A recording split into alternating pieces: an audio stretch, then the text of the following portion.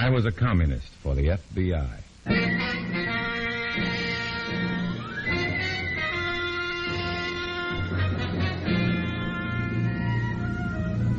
Starring Dana Andrews in an exciting tale of danger and espionage.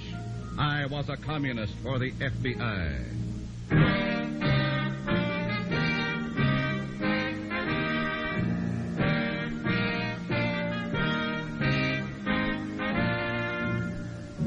Many of the incidents in the story you are about to hear are based on the actual records and authentic experiences of Matt Cvetic, who for 9 fantastic years lived as a communist for the FBI.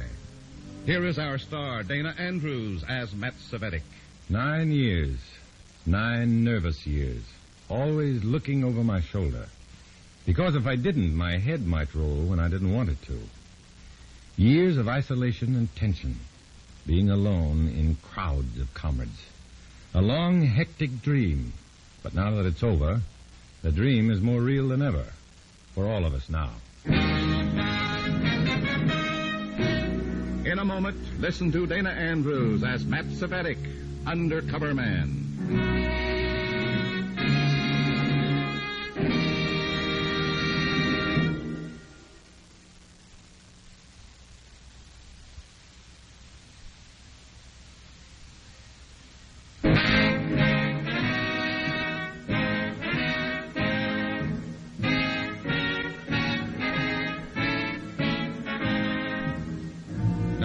Here is Dana Andrews as Matt Cvetic, Undercover Man.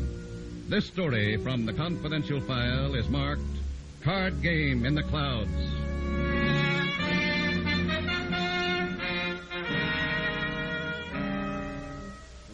The federal courtroom is jammed. There's no stir and no sound in the room except the voice of the attorney for the federal government making his opening to the court.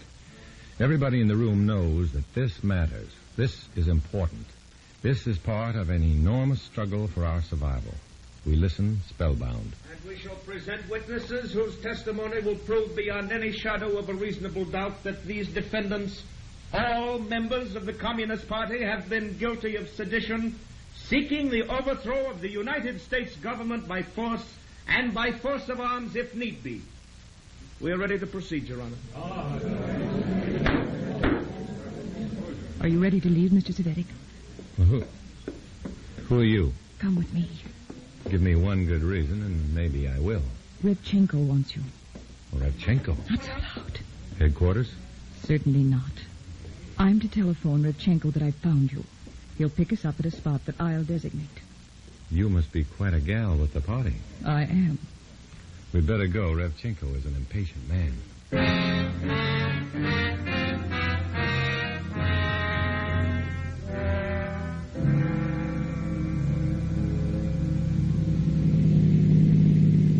Comrade Cvetic, you know that we wish to know at all times where our comrades are and what they're doing.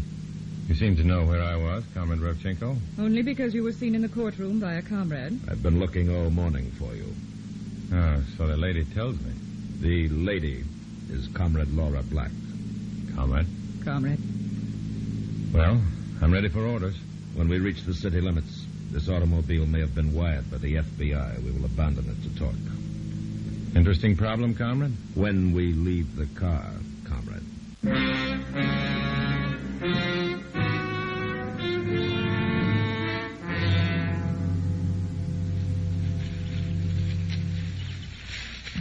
Here, this will do. I'm about tired of walking in fields. Well, Comrade?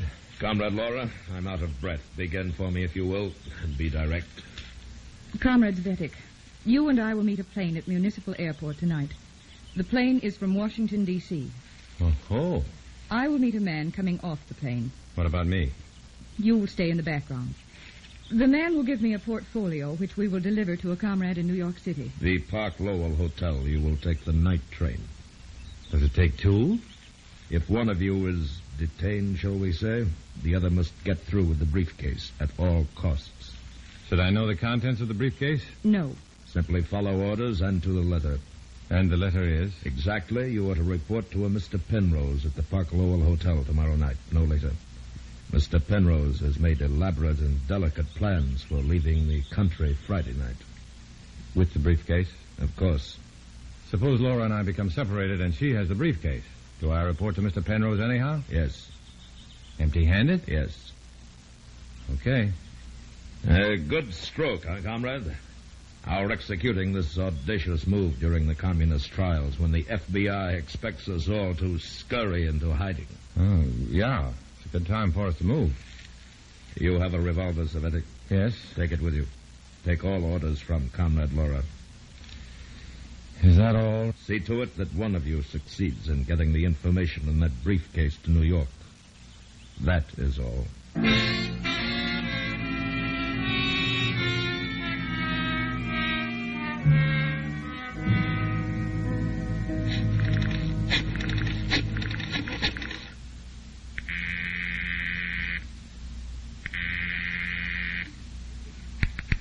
Hello?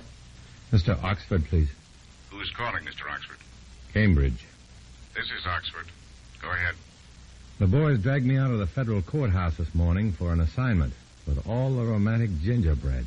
Mysterious gal, briefcase by plane from Washington, D.C. Gun toting. Hold it. Yeah? Where did you say you're calling from? Pay station, drugstore, 12th and Main. Fool with a sandwich there, and I'll pick you up in exactly 10 minutes. Sound big to you too, Oxford? 10 minutes.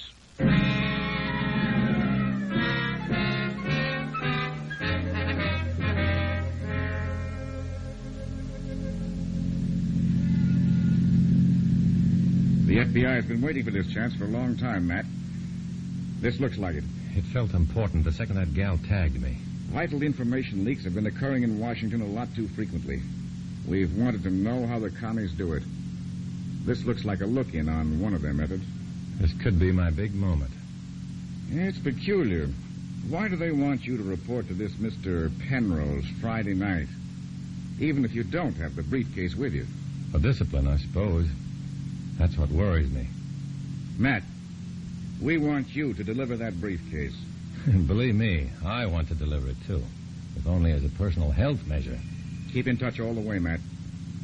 Stay with me, boy, huh? We will.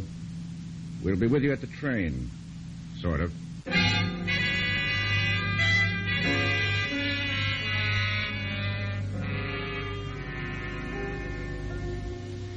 I pick up Laura at 6. We drive to the airport and wait for Flight 695 from Washington, D.C., the taxi to Gate 5. A tall man in a flapping topcoat and dark glasses steps out of the plane. He's carrying a briefcase. I crowd the wire fence for a good look, but the girl pushes ahead of me and faces me. Her eyes are cold toward me, but I sense an inner excitement in her manner. I'm not the guy that's exciting her. Please go inside and wait for me. Why can't I meet the gentleman from across the Potomac? Do as I say, please. You're pretty set on my not seeing your boy up close. And you're set on seeing him close. Why? Just being a good party member is all. More like one of those contemptible FBI plants who are going to testify at the trial. How does that figure? That's a rough remark, Laura. Then please don't intrude until you're needed. Now go.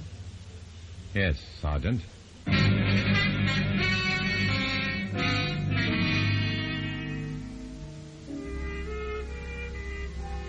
I go inside and wait, doing a slow burn and starting to worry a little.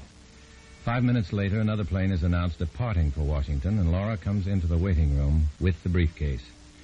She also has a smudge of lipstick on her cheek. Thank you for waiting. Where's the watch on the Potomac? He's on the way back to Washington. I'd be glad to carry your school books for you. Thank you, but I'll carry the briefcase. Wait here. Again? I'll pick up our plane reservations. I thought you said we were taking the train. We were. Now we're not. That can be confusing. I mean it to be confusing. Well, you made it, sister.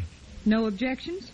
I don't like to be treated like the bourgeois rich relative while I'm an accredited and trusted member of the party. Unless maybe you don't trust me. I don't know, do you? Do you trust me? Let's say I trust Comrade Laura Black. But plain Laura Black, who isn't plain at all and with a smudge of lipstick on her cheek, may be something else again. Warren and I happen to be in love. Oh, Warren, is he? And you'll forget it, do you hear? The tender passion and the party. Is it quite all right with you? The question is it all right with the party? The answer is, that if we weren't in love, he wouldn't be doing this for me and the party. Flight 802 for Buffalo is now loading at Gate 7. Well, I'd better hurry and pick up our reservations. No hurry. That's 802 for Buffalo. Yes, that's for us. We're going to New York. By way of Buffalo. Why? You'll see. Passengers for Flight 802 for Buffalo, please board your plane at You Gate wait here. 7. I'll get the tickets.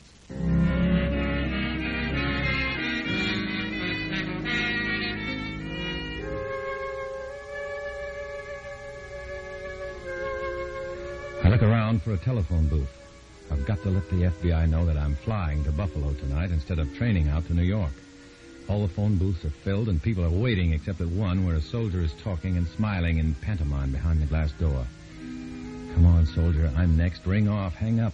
Because if that briefcase that Laura Black carries under her arm gets to Moscow, it may wipe that smile off your face for good and for a lot of other guys like you. He keeps on talking. There's the telegraph counter. I go to the counter and scrawl a message and hand it to the clerk, just as Laura Black's hand reaches past me and takes the yellow blank out of my hand. May I, Matt? You may not. Oh, private? And personal, and you're getting pretty personal with my privacy. There's no such things in our lives, is there? Go ahead, read it. Mrs. Vettick. My mother, Who is Mr. Oxford? a prospect of mine. What kind of prospect? Insurance. I sell insurance as a front as well as a livelihood. I've got to live while I'm serving the party. You tell your mother to phone this Mr. Oxford at Crest 2211 and tell him you're flying to Buffalo tonight. Right? Why? Mother expected Mr. Oxford and me for dinner tonight before I took the train. I want him to know my plans have changed, and we can't dine together tonight. Crest 2211. That's right. Why not telephone him? The booths are full. No, they aren't. They were a minute ago. Better still, let me telephone him. What for? Well, you'll think I'm your secretary. It does make an impression. Oh, no, not with smaller investors. They feel somehow it runs up the cost to them. I'll know how to talk to Mr. Oxford. You wait here. No, Laura, no. Wait there. Oh, no. I'll wait if it kills me. And if Laura makes that call and they tell her there's no such person there, I'll wait. I've got to. I've got nothing to lose but everything.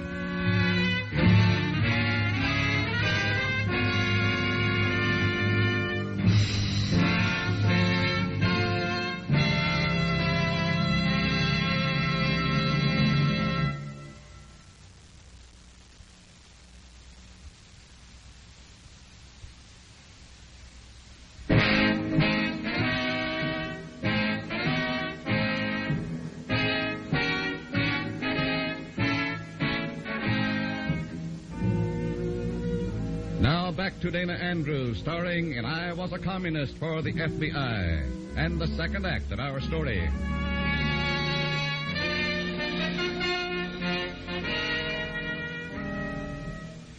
Laura Black goes to the telephone booth and stops there, fumbling for a coin. I shove the telegraph blank at the clerk again and hand her $2 and start after Laura. If she phones Crest 2211, the unlisted FBI number, there won't be a Mr. Oxford there, not for her. If Laura Black calls and doesn't get Oxford, she'll be more suspicious than ever. I'll be in trouble then. I reach her side just as she finds a coin in her purse. I thought I told you to wait for me. Well, I saw you needed some change. I have it now, thank you. Excuse me. Well, Laura, This is the last call for Wait. passengers for Flight 802 to Buffalo, now ready to Oh, depart. dear. Oh, never mind. It's all right. Oxford will understand. Well, we'd better hurry. We mustn't miss connections with our man in Buffalo. Come on.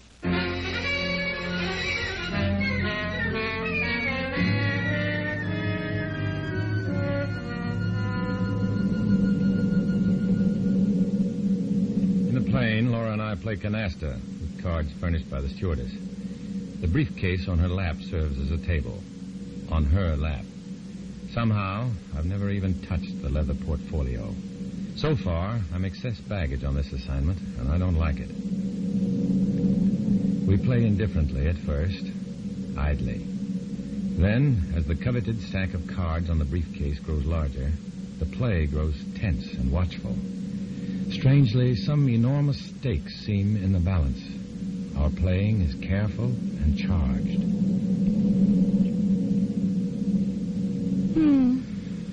Stuck? All out of wild cards? Well, I may have a throwaway or two left. Sure. Fatten a pile for me to take. You don't want the pile, do you? You're ready to go out. Okay, I'm ready to go out. Agreeable monster, aren't you? Play. I just can't help it. I gotta give you the deck. There. I don't know.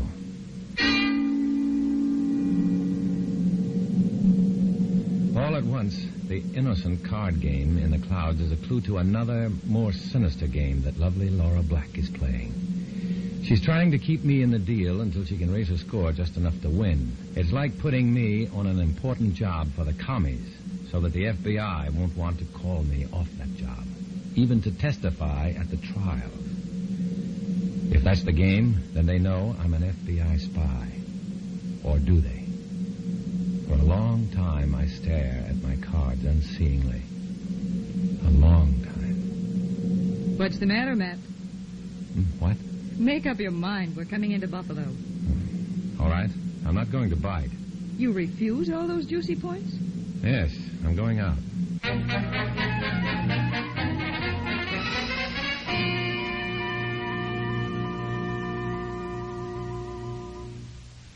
Operator. Well, Operator, I was connected with my party long distance. There's no time to... Hello? Oxford? We were cut off. You say you were calling from Buffalo Airport? Yes, and I want to know if you heard from my mother. I wired her to call you. She called. I recognized her voice and got your message. I wanted to be covered here in Buffalo. Don't worry. Where's the girl? Getting plane reservations for New York now. Go ahead, then. Look, does this make sense, or am I getting in an uproar? I just got a brainwave that the Reds know I'm FBI and are letting me string along here so they won't call me to testify. Or am I screwy? No, you're not. It makes sense, Matt. What do I do? Play the game out to the finish, that's all. Stay with me, fellas. Stay with me, huh? On that, you can depend. I've got to ring off. Here comes the gal. So long. So long.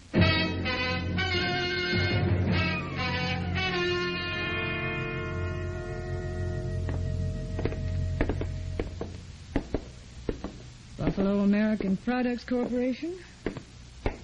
Baxter and Baxter Law Offices. Fantis and Arbogast. Stop here.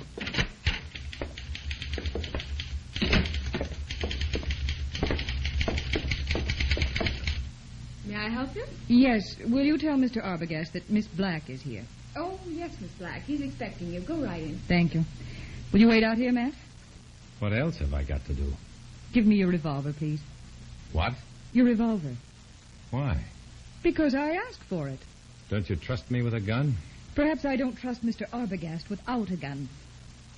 I have definite orders from Revchenko to go armed. You have definite orders from him to take orders from me.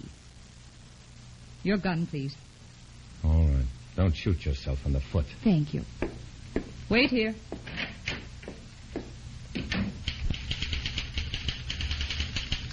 I sit in the small waiting room of Fantis and Arbogast Advertising, waiting.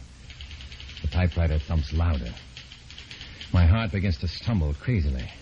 Needling perspiration chills my whole body. Panic takes charge. I stand up. Get out of here. Run for it. If I did, would that crisp piqué blouse reach for a gun and start shooting? Nonsense. That best girlfriend of the bride wouldn't shoot anybody. But I don't try to go out. Thanks for waiting. It's been a joy. Here's your revolver. Thanks. Come on.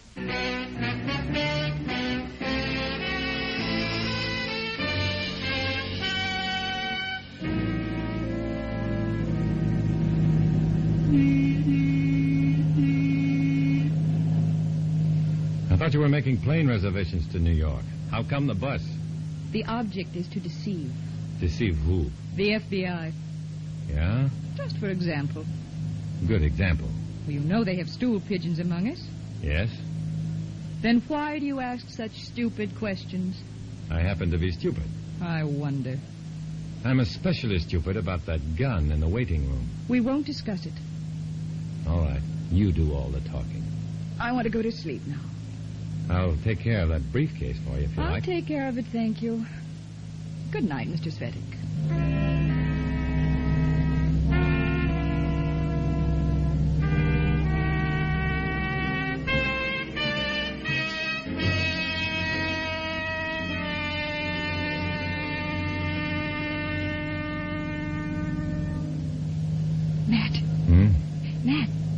It's gone. Huh? The briefcase is gone. What? When? I don't know. I thought you might be able to tell me. Well, I was fast asleep. And what kind of a lopsided remark do you call that anyhow? Never mind. Never mind. You sit there and imply that Well, I we may... both can't sit here and argue about it. What are we supposed to do about it? Well, I'll have to go back and report to Rybchenko, and then call Washington. See if you can get a new set of data? Yes. You go on to New York. Without the briefcase? We haven't got it, have we? What happens to me, arriving empty-handed? It'll be worse if you disobey orders. Hold the door, driver. I'm getting off here.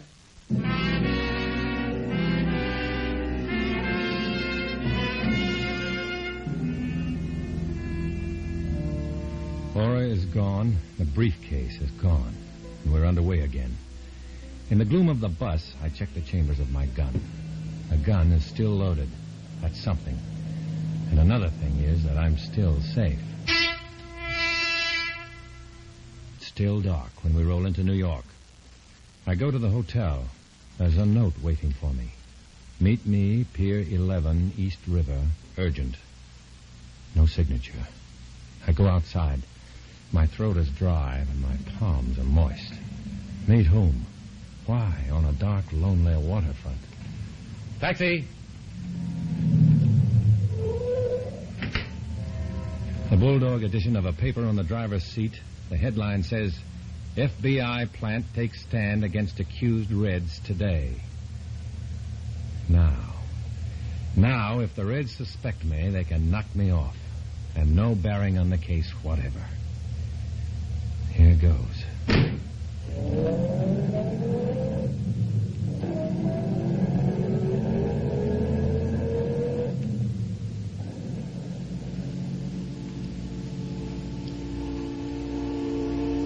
Pier 11. The darkest hour before dawn. Waiting behind a stack of packing cases. Waiting. Steps. I slip my revolver from my shoulder holster, slip the safety catch, and wait. A beam of light spears my eyes and I go blind. Blind and wild, and my finger tugs at the trigger. Nothing happens. The gun won't fire. Hold it, Svetty. Who is it? One of the cartridges might be good. Oh, Oxford. Yeah. I'll take the gun now. You left that note in my box. Sure, I didn't know if you or your comrade contact would check in first. In fact, I couldn't be sure it was you until just now. You can get killed that way. Not with your gun. It's full of blanks. Blanks? That's why Laura took my gun away. Now I'll take it, Matt. They do suspect me, then. If they did, they wouldn't have loaded your gun with blanks. I don't get it. I give up. Our agents checked all landings at Buffalo until they latched onto you and Comrade Laura. They tailed you to Fantis and Arbogast. Advertising. Go on. After you left, we picked up Arbogast on a long-standing illegal immigration rap. They can't possibly connect his arrest with you. And while we were there, we found out that Fantis and Arbogast advertising is a cover for a microfilming laboratory up there. That tiny film thing? Tiny enough to roll up and fit into a cartridge, emptied of powder, and the lead replaced. Yeah. Are you telling me they microfilmed the stuff in that briefcase and put it into the cartridges of my gun? Well, here they are. And they didn't go off, did they? I'm in trouble. Comrade Laura never lost the briefcase on that bus. Our agents were on board watching. She slipped it to a Confederate while you slept. We let them. We'll get them in Washington when they try to put the data back in the files. Yeah, and I'm in trouble. I've got to go back to the hotel and give Mr. Penrose, whoever he is, my gun with those microfilm bullets in it. Right. You got it. Here's your gun back. Well, what about the bullets? It's got bullets with doctored microfilm in them. I've reloaded your gun with FBI prepared ammunition. It'll make the Kremlin very, very happy with you, Matt. And it won't do them any good at all. Feel better? Clever, you bourgeois bloodhounds. Oh, we got to be, or we'd all be in the doghouse. Get going, Matt. You don't want to keep the Kremlin waiting.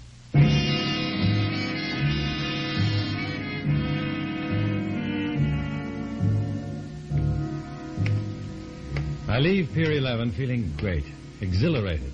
The The card game in the clouds has come down to earth with plenty of inside stuff for high stakes. And I've won. And then, I think, no, the game isn't over yet. I've just won the deal. The long gamble is still ahead of me. And when the final chips are down, I'll be on my own. I'm a communist for the FBI. I walk alone.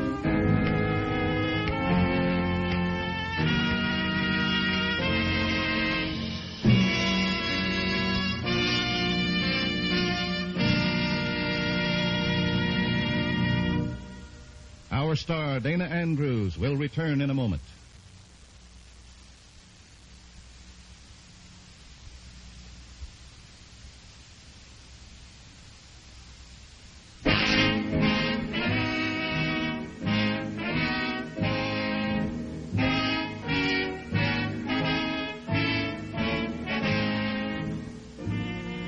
This is Dana Andrews with a word about the story you've just heard. In this story, as in all others, names, dates, and places are fictitious to protect innocent persons. Many of these stories are based on incidents in the life of Matt Cvetic, who worked undercover for the FBI. Next week, another fantastic adventure. Join us, won't you?